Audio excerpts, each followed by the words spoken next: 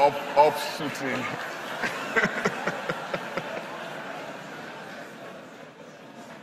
My boys are great football lovers. I asked them one day, which of Nigerian team do you even know? And the guy surprisingly asked me, is there any club in Nigeria? It has gotten that bad. I don't know if you've been to the National Stadium recently. I mean, shadow of itself. So, something is terribly, terribly wrong. And we are all living it, we're all seeing it all around us. I ask myself, what war have we won in Nigeria?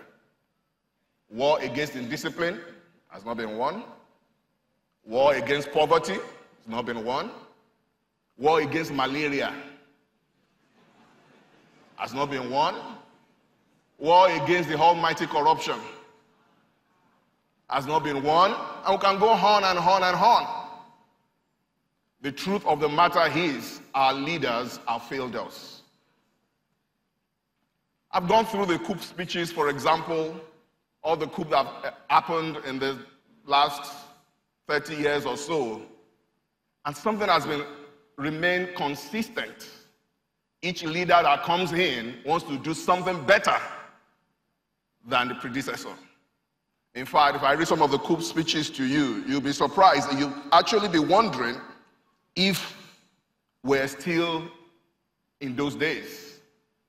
One of the coup speeches that got my attention was one that said, I think it was Abacha that gave us the coup that announced the overthrow of government. And I want to quote him. He said, health services are in shambles as our hospitals are reduced to mere consulting clinics without drugs and water and equipment. Our educational system is deteriorating at an alarming rate. This was in 1983. Unemployment figures, including the undergraduate, have reached embarrassing and unacceptable proportions. 1993. In some states, workers are being owed salary, arrears of up to 8 to 12 months. 1993. I mean, if I'm reading this today, you probably think,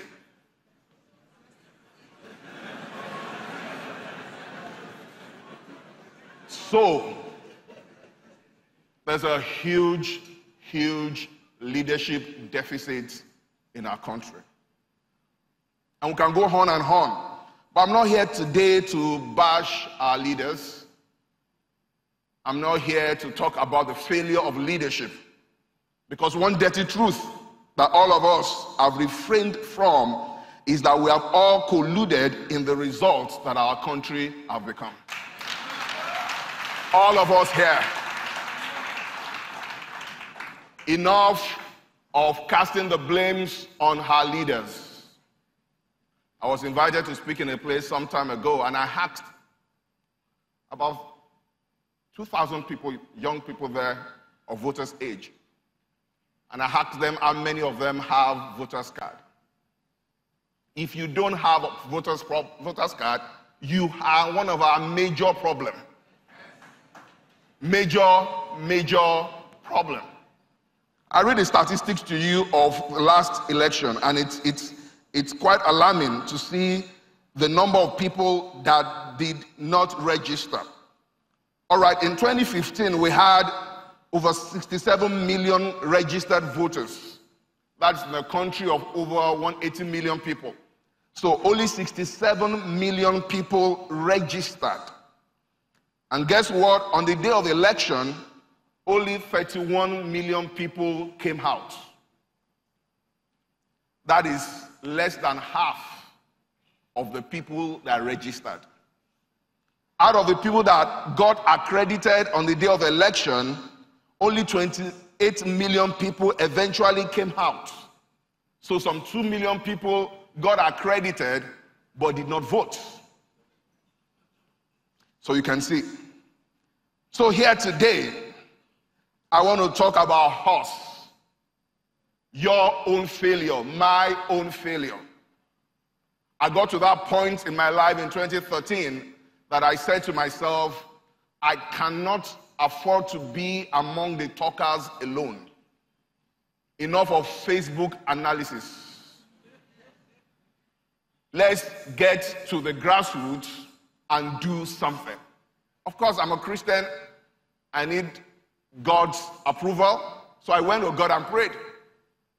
And I got a permission in my spirit to get into the murky waters of politics. Can I say something to you? Politics is not as dirty as they've made us to believe. The truth is in the interest of the ruling class and the political class to keep us away from politics. Ask yourself, what are those things that they complain about in politics? Betrayals, lyings, killings. What have you? All of these things also happen elsewhere. It happens in the corporate rooms, in the boardrooms. It happens in families. It even happens in our religious houses. So why are you running away from politics?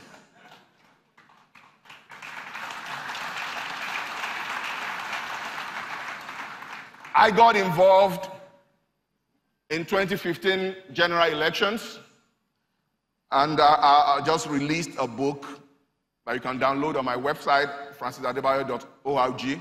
It's free. And the title of the book is So You Hate Politics.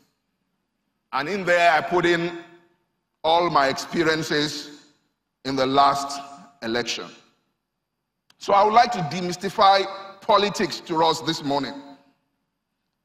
I would like to say to you that our nation will get better if you and I will be involved. The truth of the matter is, our voter's card is powerful, but it's not as powerful as you think.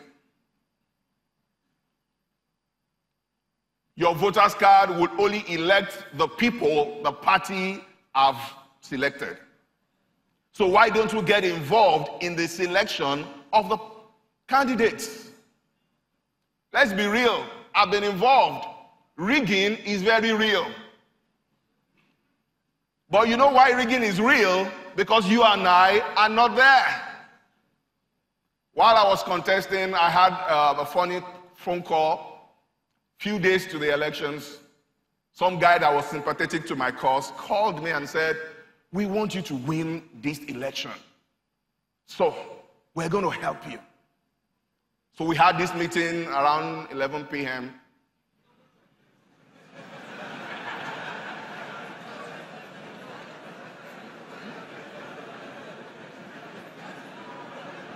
So they told me how exactly the rigging will be done. And they also told me that they don't want anything from me. And that made it a little bit more tempting. Because these guys are ad hoc staff of INEC. I can't remember their faces. Let somebody come and ask me who they are. but that's the truth. I can't remember their faces that night. And they told me exactly how we were going to rig. Using the PVC. One PVC can actually be used for 50 people. Now, I analyzed the whole thing. Of course, I turned it down. Oh, I must be honest with you, it wasn't difficult turning down. Because the process was